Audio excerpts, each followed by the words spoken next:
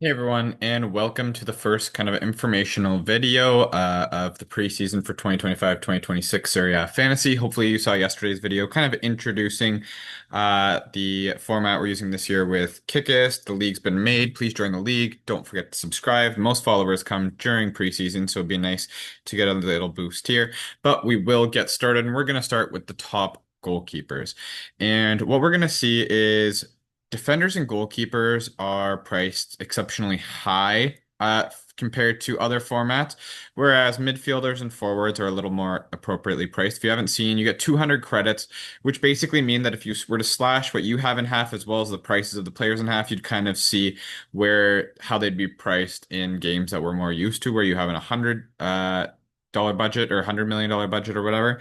Um, and so what we're going to see is the goalkeepers at the on the top teams are 13.5. This would equate to about 6.75 if I did my math correctly there for a goalkeeper, which maybe would be the most expensive goalkeeper in the game, but this Marco Carnesecchi, who's coming in at number 5, is not the most expensive goalkeeper in the game.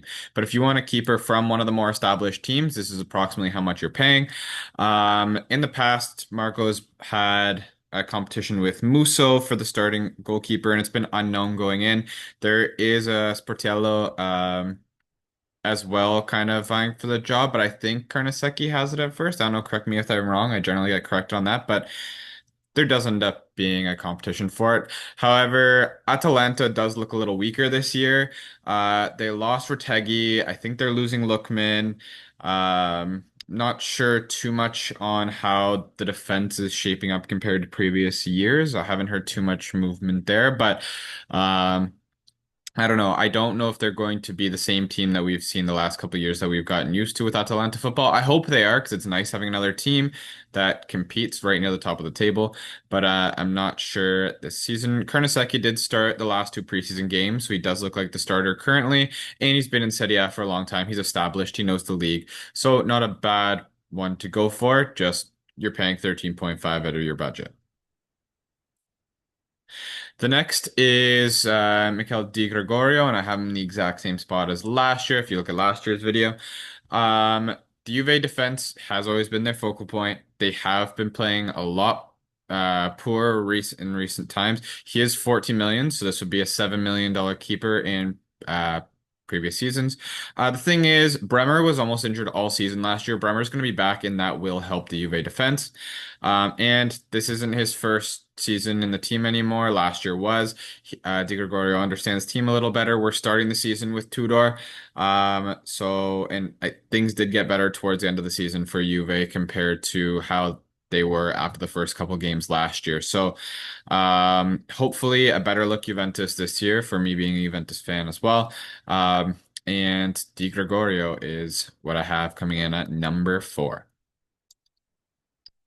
Number 3 is tried and tested Jan Sommer. He's been a good goalkeeper to have in the past few seasons. Now, a reminder with clean sheets that it is not by the half anymore. It is by the full game, and your player needs to play at least 60 minutes. And if they get subbed off, they still need to keep that. The team still needs to keep that clean sheet, it looks like. So obviously, goalkeepers, unless they get injured, generally don't get subbed off. So that caveat's not too much to worry about. And we do know Inter keep a lot of clean sheets. Samara's a great goalkeeper, but it will cost you 14.5, which is about 7.25 in other games. They do have good opening fixtures. Samara, I think this is third or fourth, third, I think, year in Serie A. So he's been doing well. Good defenders for Inter. So they have the likes of Bastoni, Dumfries, DeMarco. They have a safe back line for the most part, but he is expensive. So coming in at number 3. I'm hoping after when I do like a Coppa Italia video, I'll have some better options at the lower price point. I don't really have that right now just because I don't really know who's starting, and I need to be sure of a starter if I'm still going to be paying around what's like 10 credits or 10 million, which is what the starting keepers on the middle to lower teams are priced at. The second goalkeeper I have is Provedel, and he's probably the cheapest of the top team goalkeepers. Um, and so it's still on a relatively big team. Lazio always challenges for European places and stuff like that. They do have really good opening fixtures, and he's a little cheaper compared to the likes of Sommer, Di Gregorio, a little cheaper than Carnesecchi as well. I definitely take him over Carnesecchi, I think. Di Gregorio and Sommer, you just have that next level team, next level goalkeeper prestige to go with it. But it does make it harder to fit other things in around your team. And the last one who had a great season last year was Svilar. He's tied, I think, for the most expensive goalkeeper. I forget if there's a 15. I don't think so. I think it's Svilar and Sommer 14.5. Roma looks even stronger this year. They look to have a great team and they'll be challenging for the top four places for sure. They're coming up. Svilar himself is coming off the back of a great season, goalkeeper of the year.